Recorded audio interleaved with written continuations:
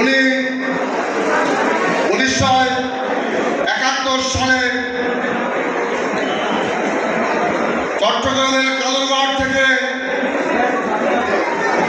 যখন দেশের খুব খারাপ অবস্থা, দেশের একটা তালমাতাল অবস্থা, চট্টগ্রামের কালুরঘাট থেকে উনি স্বাধীনতা যুদ্ধের ঘোষণা দেন এবং মাত্র 9 মাসের ভিতর আমরা স্বাধীনতা লাভ করি এবং তারপর আওয়ামী লীগ নেতা মুস্তাকের মাধ্যমে দেশে একটি কূ হয়। সেই কূর পরে দেশের অবস্থা আরো খারাপ দিকে যায় এবং 7ই নভেম্বর আবারও সিপাহী জনতার বিপ্লবের মাধ্যমে আবির্ভূত হয় আমাদের মহানায়ক প্রেসিডেন্ট শহীদ প্রেসিডেন্ট জিয়াউর রহমানের।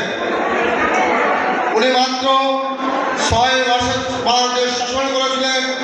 তার ভিতর উনি বহুদলীয় গণতন্ত্র প্রতিষ্ঠা করেছিলেন, যে কারণে দেশে আমরা গণতন্ত্র পেয়েছিলাম। কিন্তু আপনারা জানেন 2008 সালে স্বৈরাচারী খুনি হাসিনা মঈনুদ্দিন ফখরুদ্দিনের সহযোগিতায় ক্ষমতায় গিয়ে দেশে উনি গুম খুনের রাজনীতি সরকারের দাবিতে আন্দোলন শুরু করি এবং নিরপেক্ষ নির্বাচনের দাবি করি। তখন উনি নিরপেক্ষ নির্বাচন না দিয়ে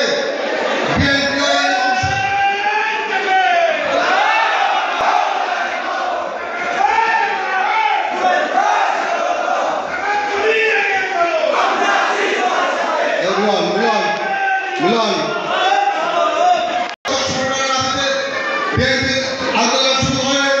তখন ওই পুলিশ হাসিনা সরকার আমাদের দাবি দেওয়া মেনে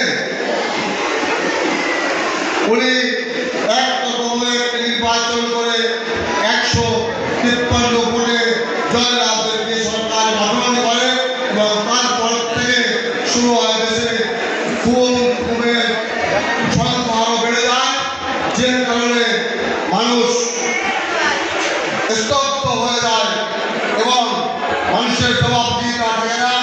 আপনারা জানেন 2011 সালে ঠিক ওই ধরনের একটা বাতানো নির্বাচন করে তারা দিনের ভোট হাতে করে তারা মাত্র অল্প কয়েকটি আসন বিএনপিকে দিয়ে তারা আবার সরকার গঠন করে। সরকারের সাহায্য বন্ধু হওয়ার তখন থেকে বাংলাদেশ জাতীয়তাবাদী দল বিএনপি সহ সকল বিরোধী দলের উপর চালানো শুরু হয়, যে কারণে আমরা এই দেশে কথা বলতে পারি। আমরা বাংলাদেশে